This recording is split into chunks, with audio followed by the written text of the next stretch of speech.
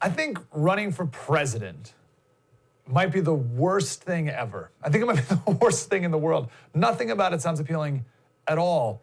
Maybe the only worst thing would be running for Congress because you got to do it every 2 years. But anyway, we'll talk to him about that coming up. First, by now, I think you've seen this Chuck Schumer clip, what he said at this pro-abortion rally yesterday. Remember, whenever the left is asked about their position on abortion, they always reframe it. They're very good at this. They're very good at reframing abortion. Buttigieg did this the other day on The View.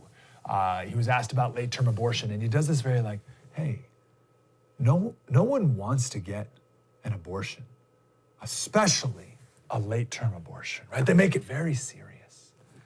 They need to make abortion seem very, like this very tragic thing that no one wants, and it's really rare anyway. So how dare you be so insensitive to the plight of these women by even asking about it? That's their new play that they do now. Rand Paul, and this is one of my favorite clips, really one of my favorite political clips.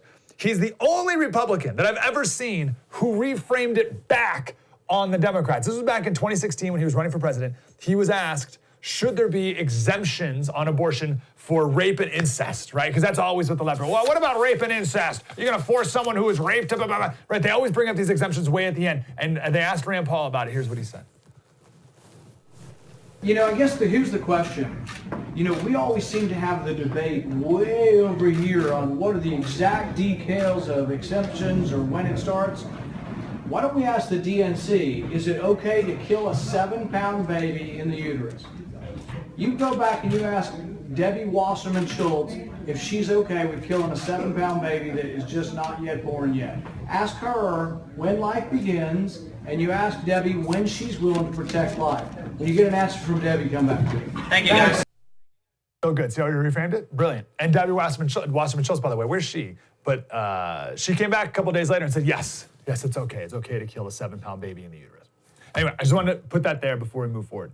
I say all this because the Dems are really good at putting on a super serious face when it comes to abortion, right? And they say, listen, we hate it, but it's a necessary evil, and it's got to remain safe, legal, and rare. That was the big line. But every once in a while, they slip up. This is Chuck Schumer. Chuck Schumer's not some random guy on Twitter.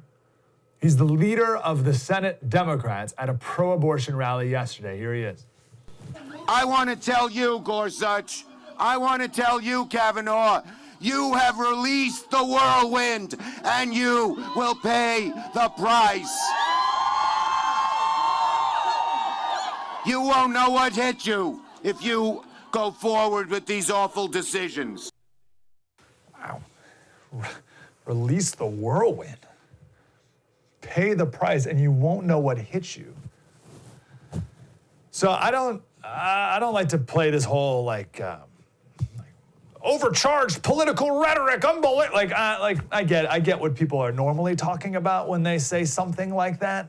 Like we're gonna come and get you. I understand that means politically we're gonna, but that doesn't apply here. What doesn't apply there's no price these justices can pay. What price are you talking about? If he was talking about Trump, I would understand, right? Mr. President, you're going to pay a price if you sign this bill. I get that. That means the next election. There's going to be a groundswell of political support against you, and we're, right? I get that, but that doesn't apply to Supreme Court justices. Justices, they're there for life. What do you mean they won't know what hit you? You won't know what hit you. What do you, that? You can't spin that as a political statement against a Supreme Court justice. 2 of them by name, by the way. Dana Lash, our very own, she wrote a great piece on this last night, and the headline was, to the left, all rhetoric is a threat except their own. Just so we can get the timeline here on the table, Chief Justice Roberts wrote something back to Chuck Schumer just to prove that this is a pretty serious thing that was said there. So here it is. So Justice Roberts said, Schumer referred to 2 members of the court by name and then quoted him, justices know that criticism comes with the territory, but threatening statements of this sort from the highest levels of government are not only inappropriate, they are dangerous. All members of the court will continue to do their job without fear or favor from whatever quarter.